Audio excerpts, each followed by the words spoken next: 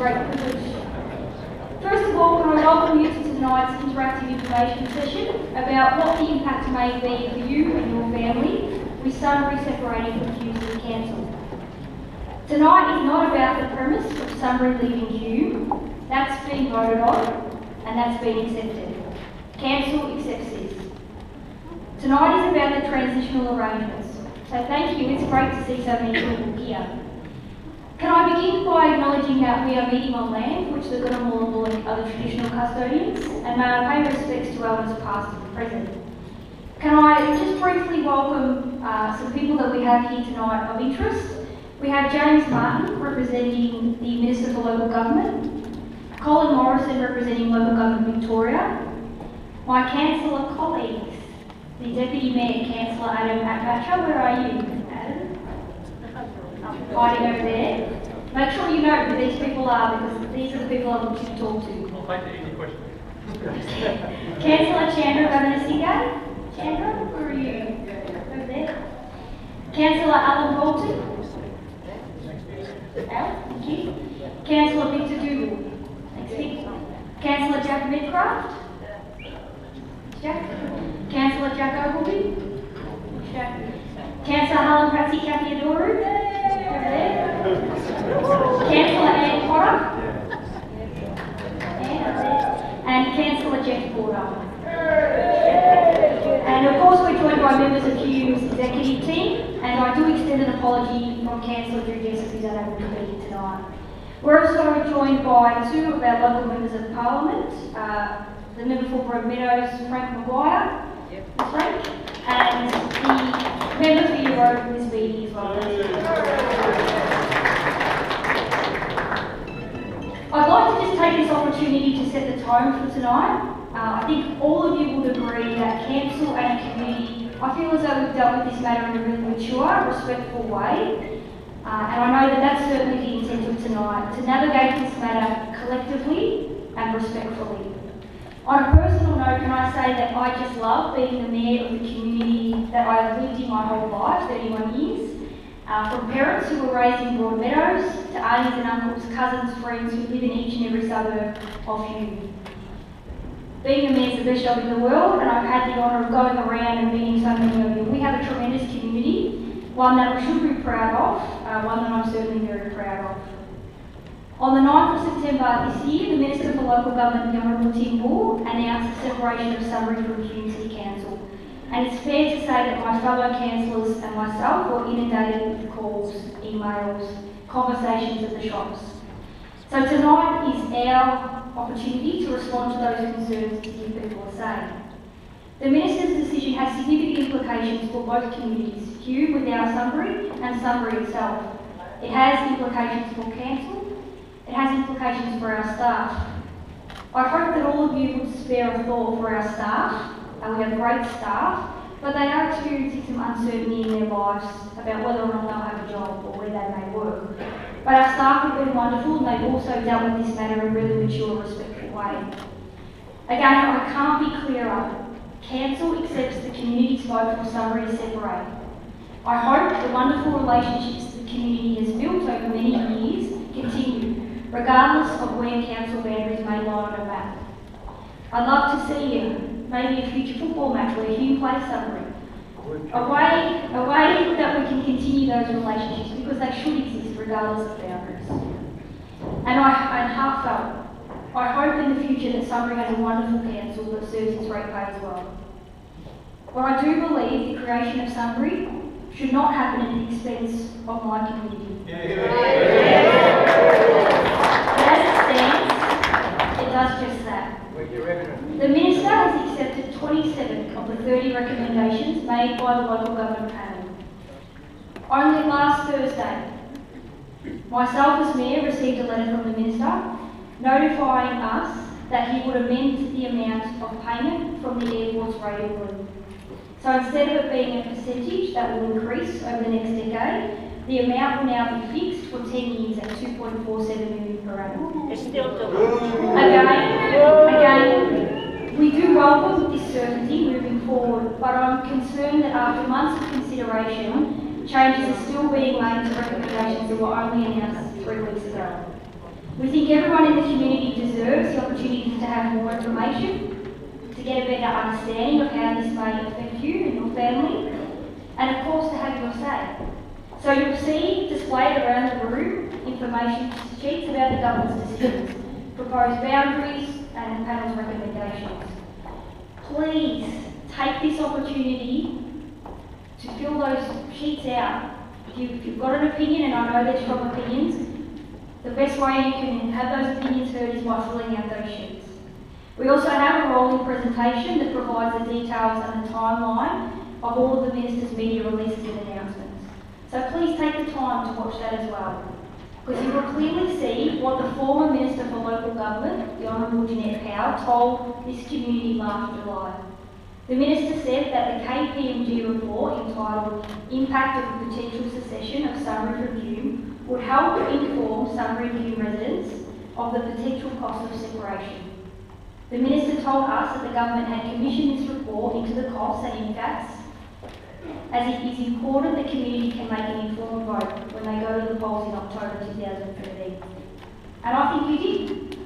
The community understood that that vote was based on the assumption that Melbourne Airport would stay at Hume, that there would be an 80-20 split of income and expenditure between Hume and Sunbury, that of course population and geographic differences would be taken into account, and based on this, we were given the information that there would be a one-off separation cost of between 3.5 and 4.4 million, that there would be an additional 8.9% annual rate rise on a hypothetical Sunbury, totaling 14.2, and that there would be a reduction in rates for the rest of Hume, from a reduction of 1.5% with a hypothetical rate rise down to 3.8.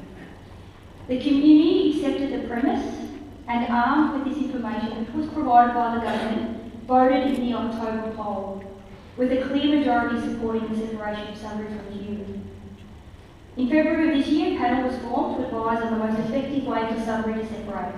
The report produced by the panel failed to meet key criteria of its own terms of reference, which was to ensure the economic sustainability of both the new Sunbury Shire and, of course, the restructured Hume City Council. The Minister's final decision now sees the government implementing the majority of the panel's recommendations, including the boundaries, the timeline and the proposed method.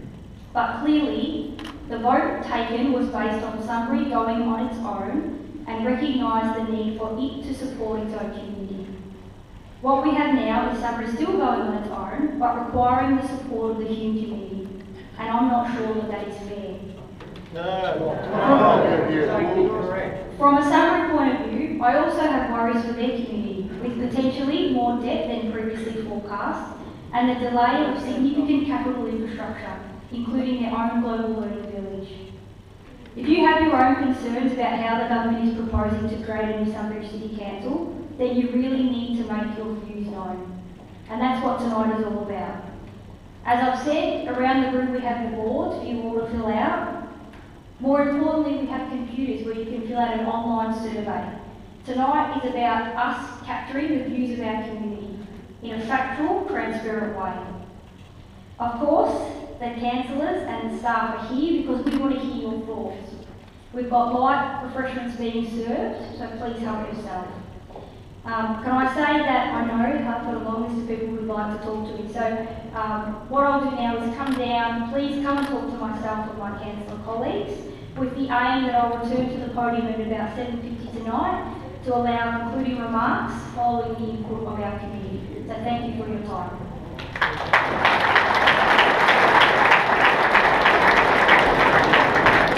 Victorian State Government to allow the cessation of Sunbury from Hume has serious consequences to the residents of both Hume and Sunbury. Request Hume Council to explore legal options to ensure that the interests of Hume residents and businesses are protected, particularly the legality of state government decisions to force residents of one city to subsidise the operation of another. Calls on National State Government to rescind their decision to establish the Sunbury City Council, and also calls on the political parties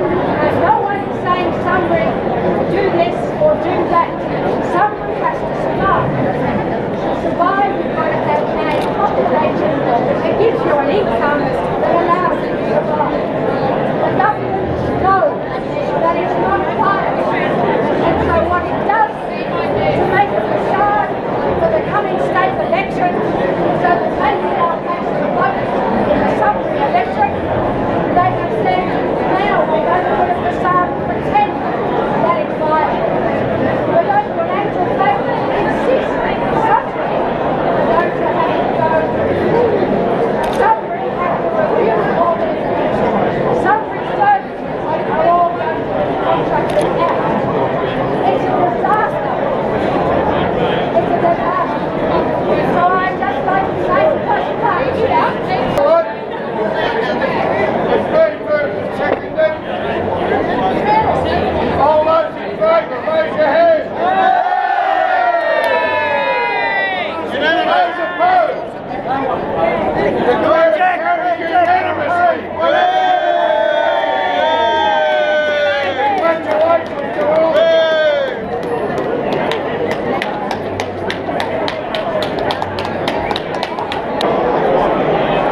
Ladies and gentlemen, if I could just have your attention straight up through now. Again, can I please take this opportunity to thank everyone for coming. It's been a great response. We really value you coming out on a Monday night. After tonight, it's been quite a passionate debate, which is great. Please talk to your family, friends and neighbours. Share some of the information that you've heard tonight. Tell them that they can visit Council's website and that they, of course, can register at the door. You can register at the doors to make sure that you stay in touch with Council. But the survey that you would undertake here is also available on our website. If you're passionate about this issue, please contact your local member of Parliament. All of those details should have been provided to you. So after tonight, what will we do? Of course, we'll take this opportunity to catch our breath and read all of your comments. We're very interested in what our collective community thinks about this decision. Can I just finish by saying that it's only when we have a voice